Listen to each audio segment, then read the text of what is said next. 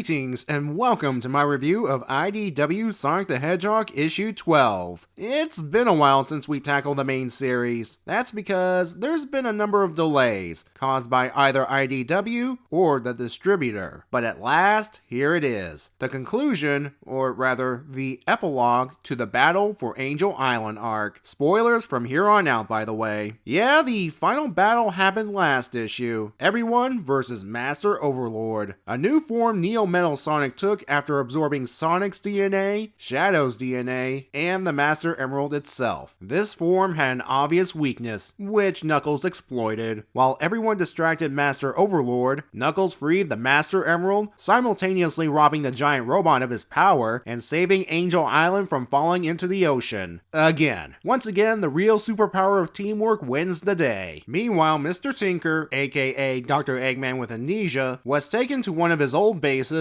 Final Egg, now under the control of the mysterious and creepy Dr. Starline. He wants to restore Eggman for reasons we don't know yet, and he does this via mind screw torture. Yeah. Let's go on and start today's issue.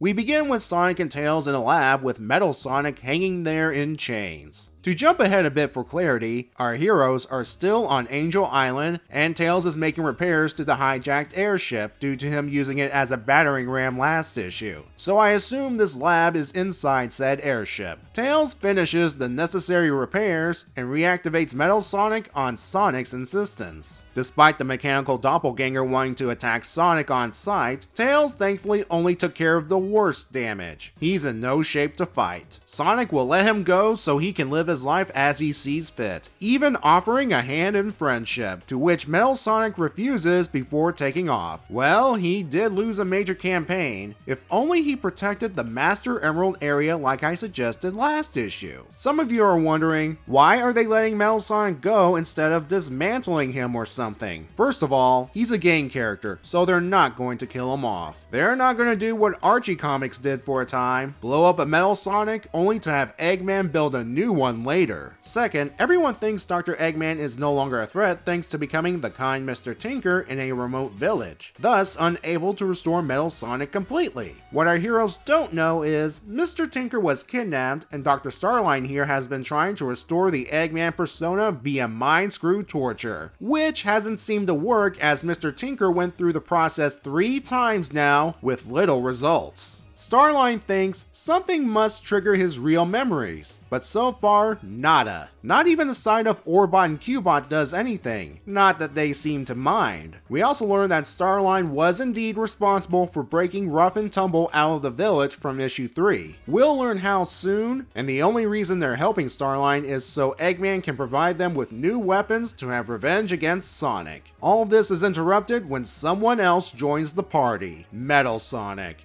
Uh-oh. And I mean it, because as soon as Mr. Tinker looks over the robot hoping to fix him, that sets off the trigger moment. After a couple of flashes of Eggman with Metal Sonic, including this oddly touching one here, the Doctor returns. Right away, Dr. Starline introduces himself and starts sucking up to Eggman so he can get on his good graces. As the two repair Metal Sonic, Starline explains how Eggman wound up in the remote mountain village with no memory, and how he and his associates Rough and Tumble got him out. Yeah, Eggman's not impressed with their meme poses here. Still, he's going to take a chance with these two since they all hate Sonic. As Eggman changes back into his iconic outfit, Starline explains he's restored Eggman to normal thanks to neural stimulants and hypnotherapy, aka the mind screw torture. And we get an explanation on what that thing is on the left hand, the Warp Topaz, a gem that, in his own words, can warp space to create gateways to other places, as long as it has a power source. Eggman, given his previous experience with the Phantom Ruby, declines studying it further. Starline does, however, provide Eggman with 7 familiar gems, securing Eggman's good graces. Back on Angel Island, Sonic's zipping around to see how everyone's doing while Tails is repairing the airship. Knuckles is going to resume his duties as guardian of the Master Emerald and disbands the Resistance. Amy is taking inventory for the reconstruction efforts until she's informed of the Resistance ending. To further rain on Amy's parade, the Chaotix stop by for their payment. Sonic leaves Amy to foot the bill in order to check in on the comic exclusive characters. After all this excitement, Tangle does not want to go back to her normal life. As for Whisper, she still needs time to adjust to hanging around people, something Sonic recognizes. Blaze plans to return to her dimension, believing her task is done. Silver is sticking around, thinking that the bad future he saw may still happen. Smart move. Rouge is chilling on top of the airship. Her plans involve a vacation and eyeing the Master Emerald.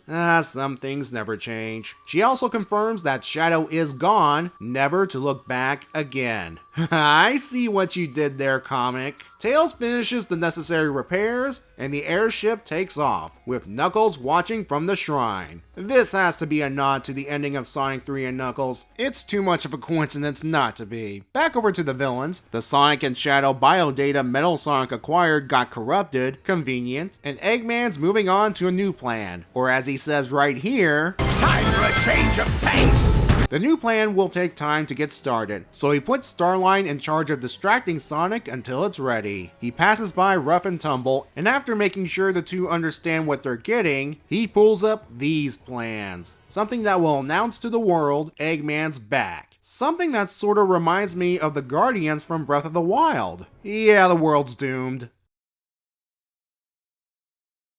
The issue feels like it's not only wrapping up the events of this past arc, but for Year 1 as a whole. I'll get into the latter more later. While Metal Sonic's invasion failed, he did succeed in one of his goals. In a way. Locating Dr. Eggman. I'm sure something may have caused Eggman to regain his memories sooner or later, but it was the memories of the Doctor treating Metal Sonic in the past that brought him back. This Metal Sonic is lucky he did not end up like his Mania counterpart, abandoned by his Eggman for failing him. Though admittedly the resolution was kinda heartwarming. Hey, wait a minute. Didn't both plots feature Metal Sonic getting powered up by a stolen Master Emerald? And wasn't it Knuckles that delivered the coup de grace in both cases? I know coincidences can't happen, but wow. As for Sonic letting Metal Sonic go in the first place, I will buy that the heroes don't know Mr. Tinker was kidnapped and mind screwed, and I'm also on board for heroes trying to redeem the villains. But sometimes that kind of thinking may have unintended consequences, as we've seen. But did Sonic even consider the possibility of Metal Sonic, even in his weakened state, could go off somewhere and do something villainous like kick puppies, all to spite Sonic?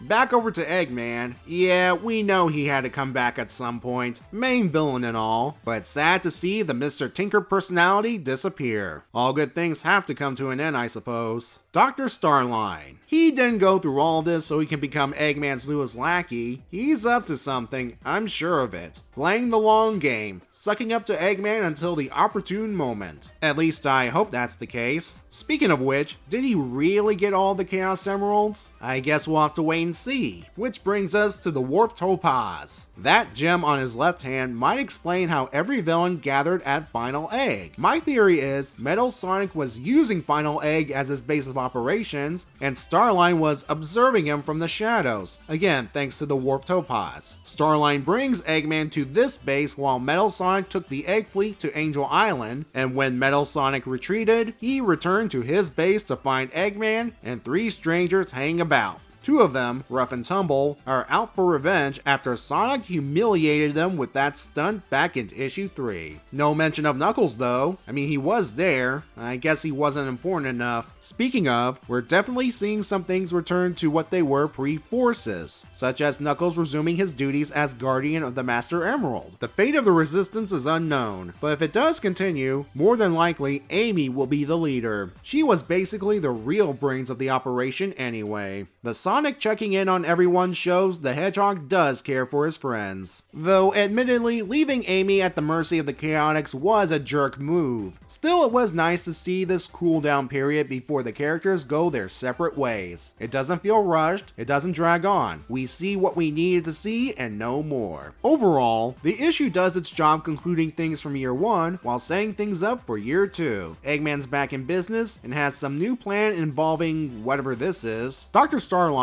and Rough and Tumble will be going after the Hedgehog based on future issue solicitations. Evan and Tracy provide great art as always, and there's even a short interview with the former on how she designed Whisper and Starline in this very issue, if you're curious. When we next look at IDW Sonic, we will begin year 2 with an extra length issue. Although, before that, I think I'll take a look back at year 1 as a whole. Be on the lookout for that sometime soon, I hope. Until then, see ya!